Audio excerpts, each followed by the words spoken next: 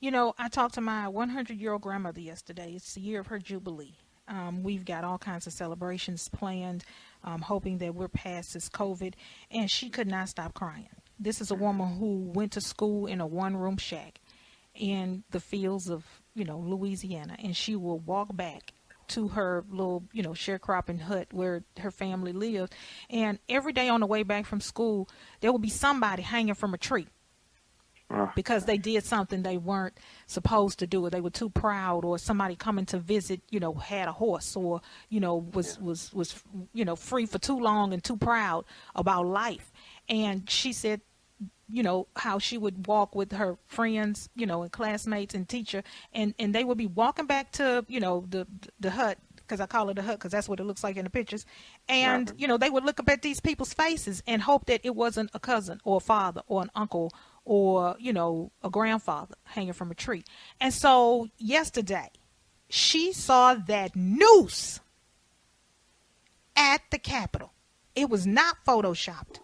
Hmm. How is that possible? How can you go to the capital of the United States of America and erect a noose and So, nobody pull it down? That takes time. That takes time and effort, and nobody pulled that thing down. Shaletta, I saw with my own eyes uh, the Confederate flag in the Capitol, the American flag replaced with a Trump flag. I did not see the noose that you described, but I trust that occurred.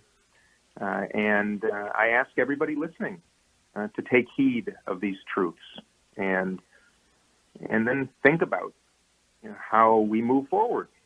Uh, How we gonna come together though? We are so separated right now. I don't want to sit in the room with somebody who thought it was cute to put a noose up at the Capitol. I don't no, want to be in the same room with somebody who thinks that I am less than equal to what they are or who they are based on the color of my skin. I don't and want nor to be do I. around those people who want to suppress votes from people who look like me. I was talking to Dr. Keith Mays earlier. John Lewis is rolling over in his grave right now. In fact, Shaletta, there was a beautiful tribute on an easel in front of our Majority Leader Steny Hoyer's office in the Capitol that was destroyed yesterday to John Lewis. I saw that as well, and I share your angst, I share your anger, and nor do I want to sit at the table with those who carry those animosities in their heart, whether that be racism, sexism, anti-Semitism, frankly, anti-anyism. But I don't want to cast that shadow on every single supporter of Donald Trump any more than I want to be stereotyped or you. And to those better angels amongst us, no matter your politics, no matter who you supported in the last election, history will judge us, and something much higher than ourselves will be judging us at some point. And that's why I hope the events of yesterday give people pause and reflect on their principles, because what was displayed in our Capitol yesterday should have been 19th century history, not something that will be in history books of this day and age. And to all those listening who have felt that discrimination in your lifetimes, that's why I ran for Congress, because I saw what was forthcoming in 2016. It is far worse than I ever imagined. But I have your backs, and I want you to know that there are hundreds of us in Congress, in both the Senate and the House, including some Republicans, who recognize our responsibilities moving forward, and recognizing that we're not fulfilling the great possibilities of this country if we do not ensure justice for all, opportunity for all, and safety and security for all. That is my mission. I ask anybody who is like-minded to join me and remind everybody that we can't do it ourselves in Congress.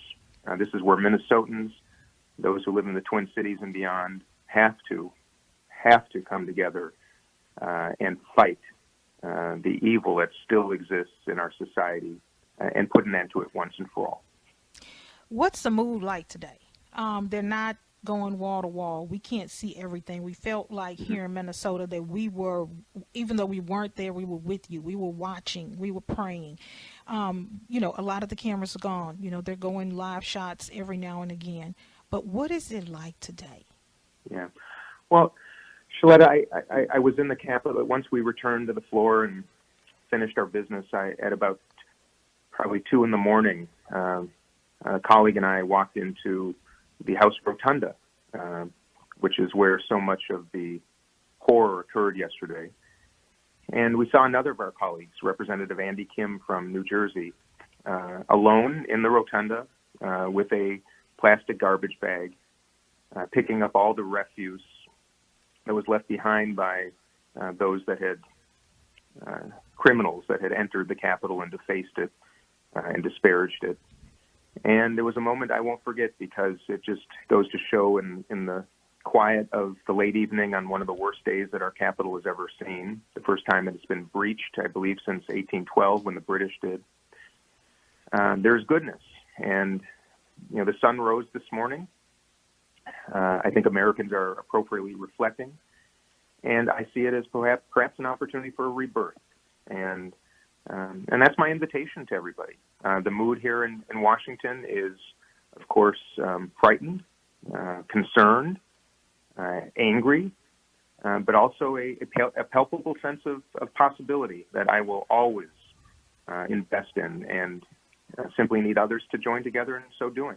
And that's the work I intend to fulfill today.